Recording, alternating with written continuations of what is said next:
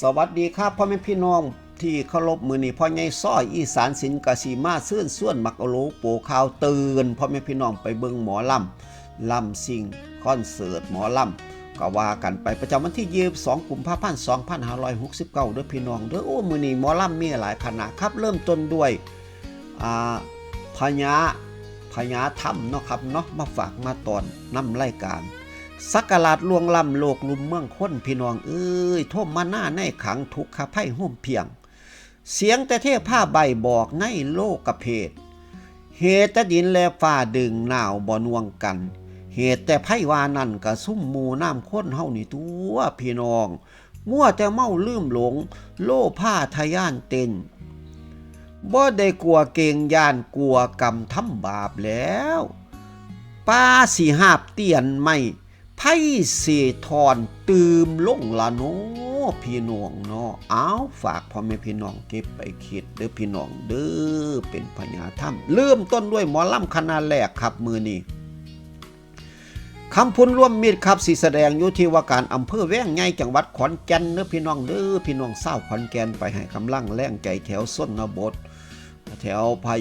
แว้งใหญ่แว้งหน่อยเด้อพี่น้องเด้อแถวอำเภอพ้นไปให้กำลังแรงใจครับแล้วก็ระเบียบวาทศิลป์ครับเมื่อแรงทำการแสดงอยู่ที่วัดทุ่งหินโค่นตำบลสักขวัญอำเภอเมืองจังหวัดสระแก้ว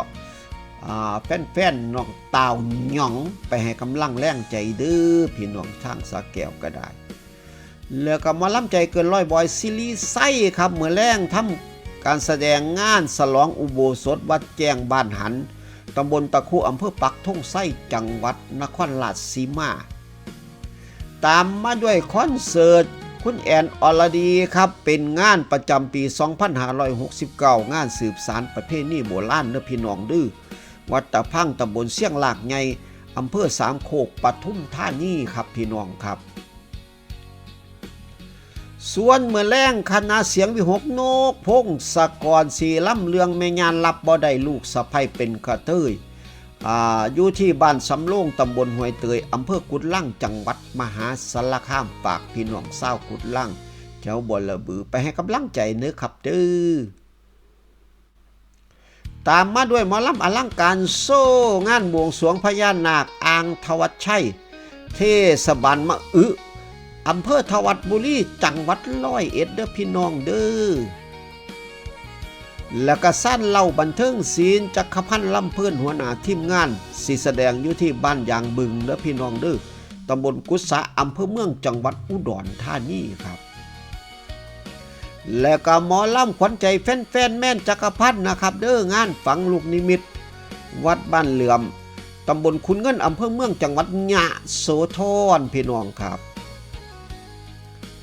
ส่วนหมอลำเสียงแจ๋วแต้วสุกัญญาเมื่อแรงทำการแสดงอยู่ที่วัดสะโนนบ้านคำป้อมเด้อพี่น้องเด้ออำเภอพะยืนจังหวัดขอนแก่นส่วนเด้อพี่น้องแถวอำเภอเมืองอำเภอพะยืน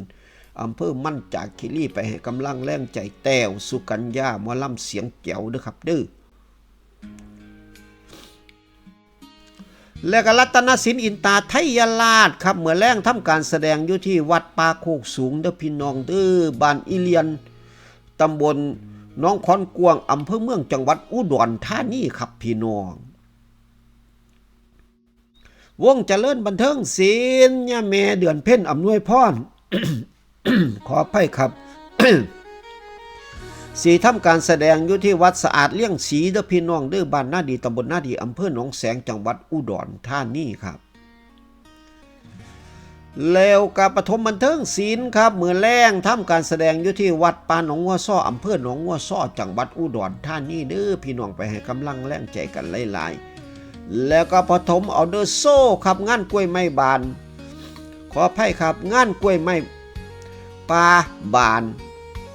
และของดีเมืองมั่นจากคีรีเด้อพี่น้องเด้อสี่ทำการแสดงอยู่ที่ลานนาที่ว่าการอำเภอมั่นจากคีรีจังหวัดขอนแก่นพี่น้องครับส่วนคณะหมอลำศิลป์เสียงทองฤดูกาลที่1สีแสดงอยู่ที่วัดบ้านเปื่อยตำบลโน่นกะเล่นอำเภอสำโรงจังหวัดอุบลราชธานีเด้อพี่น้องดื้อไปให้กำลังแรงใจกันหลายๆ ตามมาด้วยเสียงอีสานย่าแม่นงน้อยอุไลพรน้องแป้งและพี่น้องเด้องานโคมไฟบางปูจังหวัดสมุทรปราการไปให้กำลังแรงใจเด้อพี่น้องเศร้าบางปูเศร้าสมุทรปราการก็ได้แล้วก็คอนเสิร์ตหมอลำรวมสมัยครับคอนเสิร์ตรวมสมัยไม้พัสลีสี่ทำการแสดงอยู่ที่วัดบุหัวสร้างตำบลตะคบอำเภอปักธงไส้จังหวัดนครราชสีมาเด้อครับมื้อแรงไปให้กำลังใจรับรองว่าม่วนแน่นอนครับแล้วกาดินฟ้าเป่าเดาฟ้าปิ้นเต็มวงเด้อพี่น้องเด้องานฉลองศาลหลักเมืองนาสนาม